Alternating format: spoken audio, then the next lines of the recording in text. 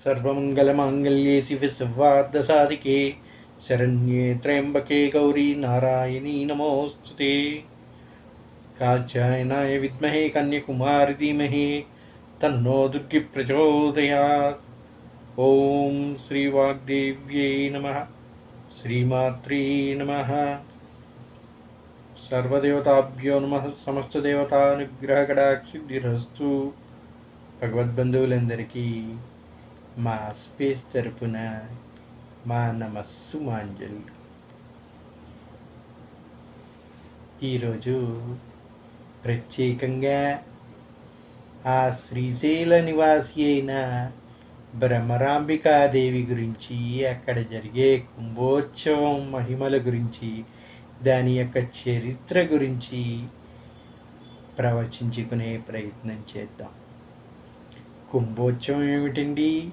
కుంభమేళ అంటే మొన్నటిదాకా జరిగిన పుష్కర స్నానం గురించి విన్నాం, కానీ ఈ కుంభోత్సవం ఏమిటి ప్రత్యేకంగా ఉంది అని అందరూ కూడా సందేహిస్తూ ఉంటారు కదండి. కుంభోత్సవం అంటే కుంభాభిషేకం అనుకుంటారు కొందరు. కాదండి, ఇది ప్రత్యేకంగా శ్రీశైల మహాక్షేత్రంలో మాత్రమే జరుపుకునే ఒక పండుగ.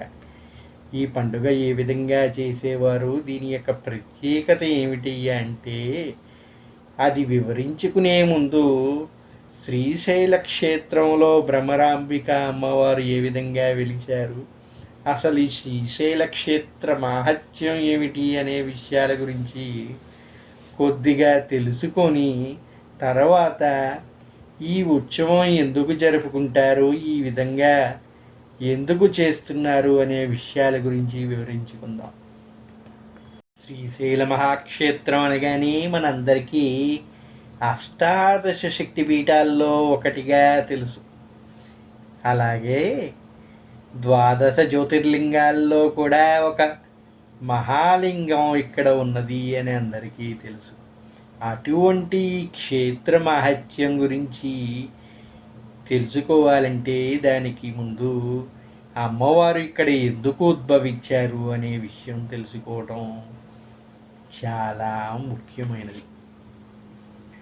శ్రీశైలఖండం స్కంద పురాణం ప్రకారం భ్రమరాంబికాదేవి పార్వతీదేవి యొక్క అవతారంగా చెబుతారు. ఒకప్పుడు అరుణాసురుడు అనే రాక్షసుడు గాయత్రీదేవి పేరుతో ఉపాసన చేశాడంట. అతను ఉపాసనలో అమరత్వాన్ని కోరుకున్నాడంట గాయత్రీదేవిని. అమరాసురుడని ఒక రాక్షసుడు ఉండేవాడంటండి. ఆయన ఏం చేశాడయ్యా అంటే, గాయత్రీదేవి ఉపాసనతో ఆమె కోసం ఘోర తపస్సు చేశాడంట. ఎందుకు చేశాడయ్యా తపస్సు అంటే, అమరత్వాన్ని ప్రసాదించమని కోరుకున్నాడంట గాయత్రీదేవిని. గాయత్రీదేవి ప్రత్యక్షమై, నాయన అటువంటి కోరికను తీర్చే శక్తి నాకు లేదు, అటువంటి కోరికను ఏమైనా తీర్చాలి అంటే అది కేవలం బ్రహ్మదేవునికి మాత్రమే సాధ్యపడుతుంది, కనుక ఆయన్ని వేడుకోమని చెప్పిందంట. ఆ సలహా తీసుకున్న అరుణాసురుడు ఓం బ్రహ్మదేవాయ నమః అంటూ బ్రహ్మదేవుణ్ణి ప్రసన్నం చేసుకోవడానికి మళ్ళీ తీవ్రమైన తపస్సు చేశాడంట. అతని ప్రార్థనలు అన్ని లోకాలకి చేరాయి. కష్టాల్లో ఉన్న దేవతలందరూ కూడా బ్రహ్మదేవుణ్ణి కలుసుకున్నారు. అరుణాసురుడి కోరిక చాలా తీవ్రమైన కోరిక, దీనికి ఏదైనా చేయమని బ్రహ్మదేవుణ్ణి అభ్యర్థించారంట.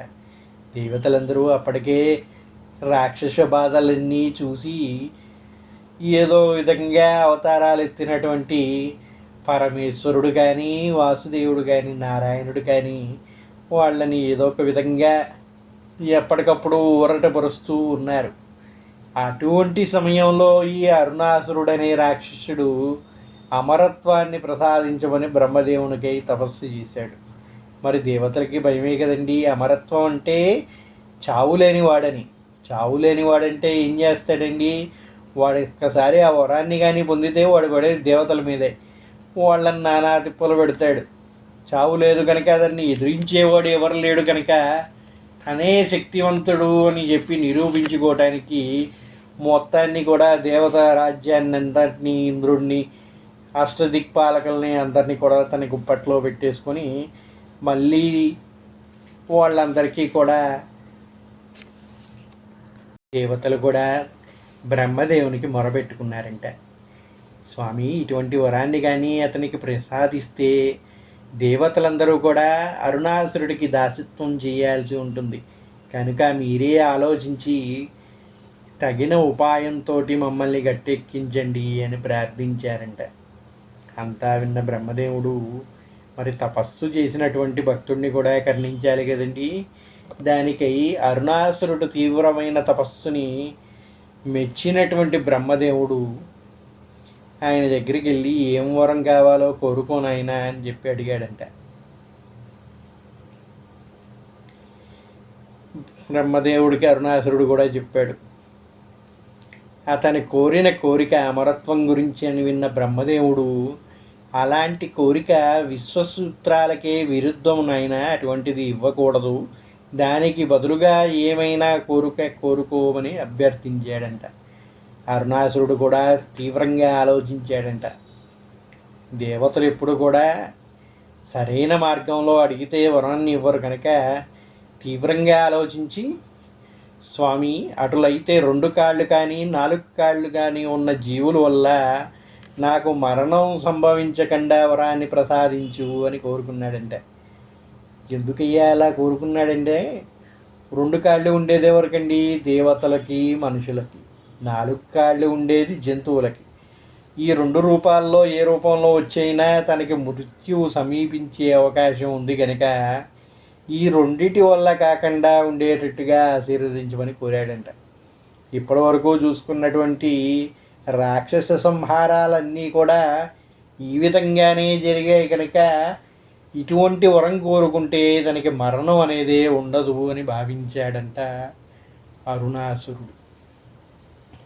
బ్రహ్మదేవుణ్ణి ఈ విధంగా వరం కోరుకున్నాడు. బ్రహ్మ అతని కోరికను మన్నించాడు. ఎప్పుడైతే బ్రహ్మ వరాన్ని ప్రసాదించాడో అరుణాసురుడు తనకి తాను అమరుడుగా, అజేయుడుగా భావించి అడ్డగోలుగా దేవతలందరినీ కూడా హింసించడం ప్రారంభించాడంట. దేవతల్ని, సాధువుల్ని, సామాన్యుల్ని అందరినీ కూడా ప్రారంభించాడు. అతని అపారమైన శక్తి కారణంగా దేవతలు అతన్ని ఓడించలేకపోయారు. దీంతో వారు అందరూ కూడా దుర్గాదేవిని ప్రార్థించారంట. అమ్మా, నీవే మాకు రక్ష, పరాశక్తి, కాచాయిని, మమ్మల్ని రక్షించమ్మా అని చెప్పి అందరూ కూడా, దేవతలందరూ కూడా ఆ శ్రీ మహాశక్తిని ప్రార్థించారంట. అప్పుడు దుర్గాదేవి బ్రహ్మరాంబిక రూపాన్ని తీసుకుందంట. బ్రహ్మరాంబిక అంటే ఏమిటయ్యా అంటే, భ్రమరం గురించి తెలుసు కదండి, తుమ్మెద.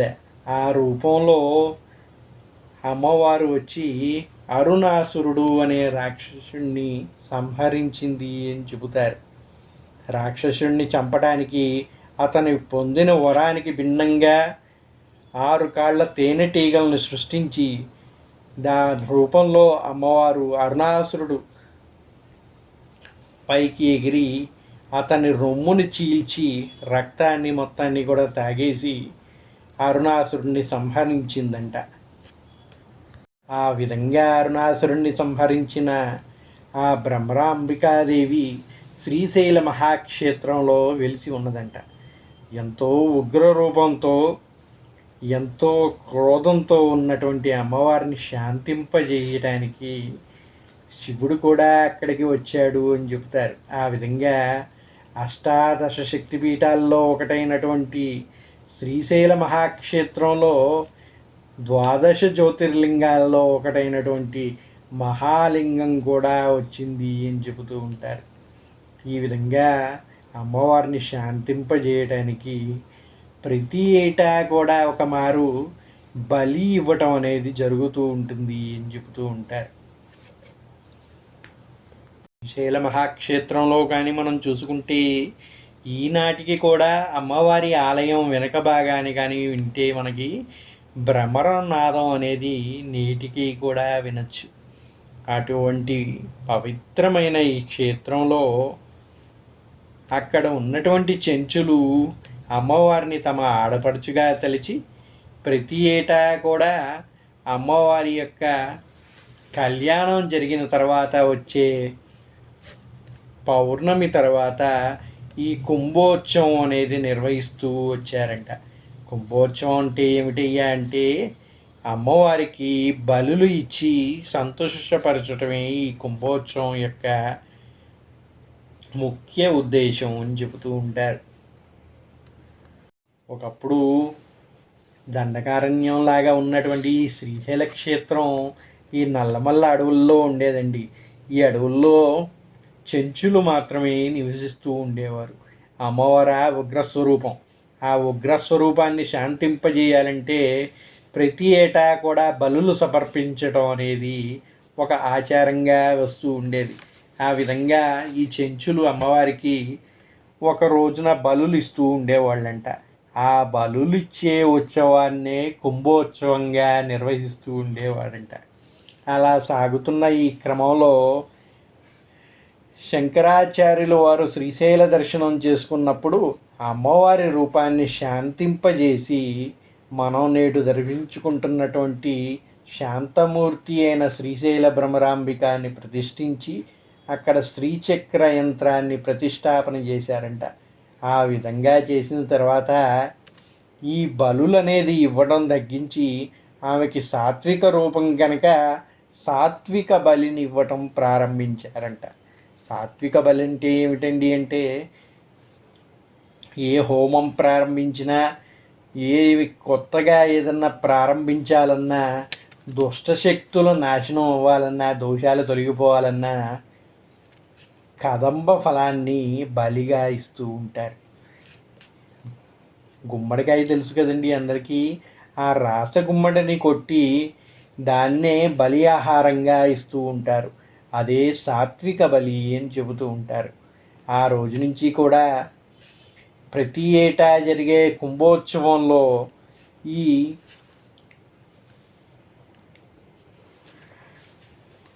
కొబ్బరికాయలు, పసుపు, కుంకుమ అమ్మవారికి సమర్పించి దానితో పాటుగా రసగుమ్మడులన్నింటినీ కూడా అమ్మవారికి సమర్పించి సాత్విక బలిని ఇవ్వడం ప్రారంభించారంట. ఇదంతా కూడా లోక కళ్యాణం కోసమే చేస్తున్నారని చెప్తూ ఉంటారు పెద్దలు.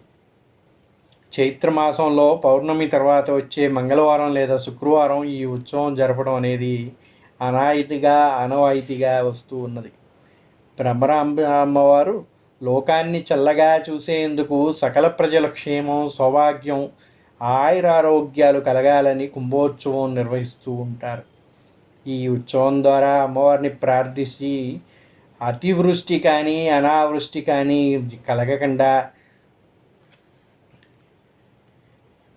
అందరికీ కూడా చక్కని రక్షణ లభిస్తుందని భక్తుల విశ్వాసం. సకాలంలో వర్షాలు కురిసి పంటలు సమృద్ధిగా పండి రైతులు ప్రజలు సుఖ సంతోషాలతో జీవించాలని అమ్మవారిని వేడుకుంటూ ఉంటారు. అంతేకాకుండా అంటువ్యాధులు, జ్వరాలు, ఎటువంటి రోగ ప్రాప్తి కూడా లభించకుండా భూత పిశాచ ప్రేత దుష్టశక్తులను జనాలను పీడించకుండా అమ్మవారి దివ్యశక్తి రక్షణ కవచంగా నిలవాలనే ఉద్దేశంతో ఈ కుంభోత్సవం అనేది జరిపించటం ఒక సాంప్రదాయంగా నడుస్తూ ఉంది. ఈ కుంభోత్సవం ఏ విధంగా జరిపిస్తారంటే ఎంతో వైభవంగా ఒక పండుగగా చేస్తూ ఉంటారండి ఈ కుంభోత్సవం. ఈ కుంభోత్సవానికి మన ఆంధ్ర ప్రజలే కాకుండా చుట్టుపక్కల రాష్ట్రాల నుంచి తండోపతండాలుగా భక్తులు వచ్చి కర్ణాటక, మహారాష్ట్ర, ఆంధ్ర, తెలంగాణ ప్రాంతాల నుంచి కూడా వివిధగా భక్తులు వస్తారంట. వీరితో పాటు చెంచులు కూడా వచ్చి వీరశైవులు మొదలైన వారందరూ కూడా వచ్చి అమ్మవారిని వారి ఆడపడుచుగా భావించి అమ్మవారికి పసుపు కుంకాలు సమర్పించుకుంటూ ఉంటారంట. నిమ్మకాయలు, గుమ్మడి, కొబ్బరికాయలు, పసుపు కుంకుమతో అలాగే అమ్మవారికి అన్నాన్ని కుంభరాశిగా పోసి సాత్విక బలి సమర్పిస్తూ ఉంటారంట. ఏం చేస్తారయ్యా అంటే అన్నాన్ని ఒక పెద్ద కుంభరాశిగా పోస్తారంట. దాదాపు 600 కేజీల బియ్యాన్ని వండి పెద్ద కుంభరాశిగా పోసి వాటితో పాటు నిమ్మకాయలు, గుమ్మడికాయలు, కొబ్బరికాయలు, పసుపు, కుంకుమని అమ్మవారికి సమర్పిస్తూ దాన్ని సాత్విక బలిగా సమర్పిస్తారంట. ఉదయం నుంచి అమ్మవారి గర్భాలయంలో అర్చకులు, వేద పండితులు ప్రత్యేకంగా పూజలు నిర్వహిస్తారు. సాయంత్రం అర్చకులు కొబ్బరికాయలు, నిమ్మ, గుమ్మడికాయలు 2 విడత సాత్విక బలను సమర్పిస్తారంట. అలాగే మహామంగళహారతి,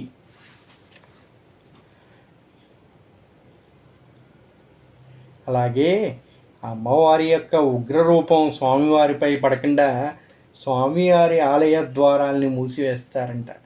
ఏమిటయ్యా అంటే అమ్మవారిది ఉగ్రస్వరూపం కదండి. ఆ ఉగ్రస్వరూపానికి సాక్షాత్తు శంకరుడే తట్టుకోలేకపోయాడంటారు. మనం కానీ చూసుకుంటే మహిషాసురుణ్ణి మర్దించిన తర్వాత అమ్మవారిని శాంతింపజేయడానికి మార్గం దొరకక శంకరుడే ఎదురు నిలిచినా కూడా ఆయన్ని కూడా ఆపలేకపోయాడంట.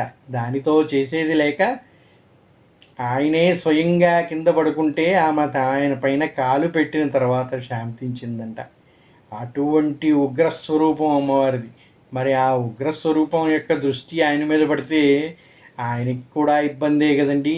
అటువంటి ఇబ్బందులు ఏమీ కలగకుండా ఉండాలనే ఉద్దేశంతో స్వామివారి యొక్క ఆలయ ద్వారాల్ని మూసేసి ఈ అన్నరాశితోటి శ్రీశైల శివలింగాన్ని కూడా మొత్తాన్ని కప్పి ఉంచుతారంట. ఆ విధంగా కప్పి ఉంచి అమ్మవారికి బలి ఆహారాన్ని సమర్పిస్తారంట. ఎప్పుడైతే ఈ బలి ఆహారాన్ని అమ్మవారు స్వీకరిస్తుందో అమ్మవారు శాంతించి మన కోరికలన్నీ తీర్చి ఆ ఉగ్రస్వరూపాన్ని ఉపశమించుకుంటుందంట. అలా చేయటం ద్వారా లోక కళ్యాణం జరుగుతుందనే ఉద్దేశంతో ప్రతి సంవత్సరం కూడా ఈ విధంగా జరిపిస్తూ ఉంటారు కుంభోత్సవం.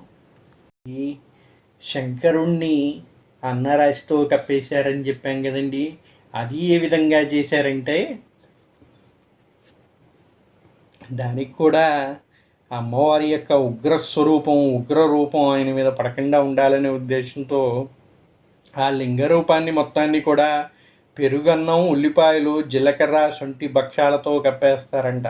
ఆయనకి చల్లగా ఉండాలి, అమ్మవారి యొక్క ఉగ్రత్వం ఆయనకి తగలకుండా ఉండాలనే ఉద్దేశంతో వీటితో కప్పేసి దానిపైన అన్నం వేస్తారంట.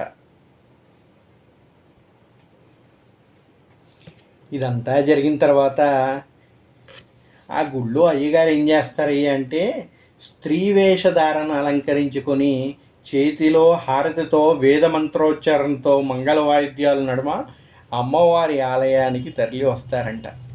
ఆ విధం చేయడం వల్ల అమ్మవారు శాంతిస్తుంది అని ఇక్కడ నమ్మకం. అమ్మవారి ప్రధాన అర్చకులు ఆలయ ద్వారాలు తెరవగా స్త్రీ వేషంలో ఉన్న స్వామివారి ఆలయ ఉద్యోగి అమ్మవారికి కుంభహారతనిస్తారంట. అనంతరం ఆలయ ద్వారాలు తెరిచిన వెంటనే అమ్మవారి చూపు శ్రీచక్రం వెనకున్న కుంభరాశిపై పడి అనంతరం హారతి తెచ్చిన స్త్రీ వేషధారిపై పడుతుందని భక్తుల నమ్మకం. కుంభహారతి అనంతరం బ్రహ్మాంబికాదేవి అమ్మవారి దర్శనానికి భక్తులు, స్థానికులు బారులు తీరుతారంట. ఈ విధంగా జరిగిన తర్వాత మాత్రమే మనందరం కూడా దర్శించుకోవాలంట. అప్పుడు మాత్రమే అమ్మవారి శాంతి స్వరూపంతో మనపై అనుగ్రహం కరుణిస్తుంది అని చెప్తూ ఉంటారు. చూసారా అండి, ఆమె శక్తిని శంకరుడే తట్టుకోలేడు. అటువంటి వాళ్ళం అల్పులమైన మనమెంత.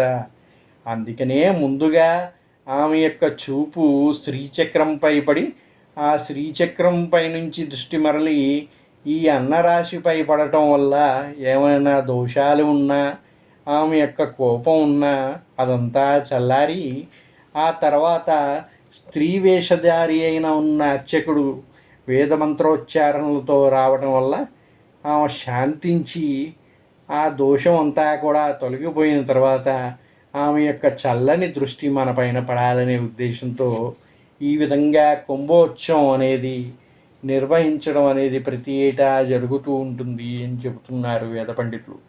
ఈ విధంగా చేసి ఉత్సవాల్లో భాగంగా పెద్ద ఎత్తున పసుపు కుంకుమతో భ్రమరాంబికాదేవికి అర్చన చేసి శాంతి ప్రక్రియ జరిపిస్తారంట. ఆ విధంగా జరిపించటం వల్ల సమయానికి పాడి పంటలు కూడా సమృద్ధిగా పండి మనందరికీ చల్లని దృష్టి, అమ్మవారి చల్లని దృష్టి మన పైన పడి రోగ బాధలనేవి లేకుండా చక్కగా అన్నీ కూడా సమృద్ధిగా మనకి సమకూరుతాయని చెప్తూ ఉంటారు. శ్రీశైలం అంటేనే అందరికీ తెలుసు కదండి, శ్రీ యొక్క నిలయం. శ్రీ అంటేనే సకల సంపదలకు మూలం. అటువంటి శ్రీశైలంలో కొలువున్నటువంటి భ్రమరాంబిక, ఆమె తలుచుకుంటే జరగనిది ఏముంటుంది చెప్పండి. అటువంటి చల్లని దేవి యొక్క అనుగ్రహం మనందరిపైన పడాలి, ఆమె యొక్క ఉగ్రదృష్టి అనేది మరలాలి అనే ఉద్దేశంతో ప్రతి ఏటా కూడా ఈ కుంభోత్సవం అనేది నిర్వహించడం ఆనవాయితీగా వస్తుంది అని చెప్తూ ఉంటారు. అందరికి కూడా ఆ శ్రీశైల భ్రమరాంబిక మల్లికార్జునుల అనుగ్రహం కలిగి సుఖ సంతోషాలతో సౌభాగ్యాలతో వర్ధిల్లాలని మనస్ఫూర్తిగా ప్రార్థిస్తూ స్వస్తి. నమో శ్రీశైల భ్రమరాంబిక మల్లికార్జున దేవతాభ్యో నమ. శ్రీదేవతాభ్యో నమ. సమస్త దేవతా అనుగ్రహ కటాక్ష సిద్ధిరస్తు.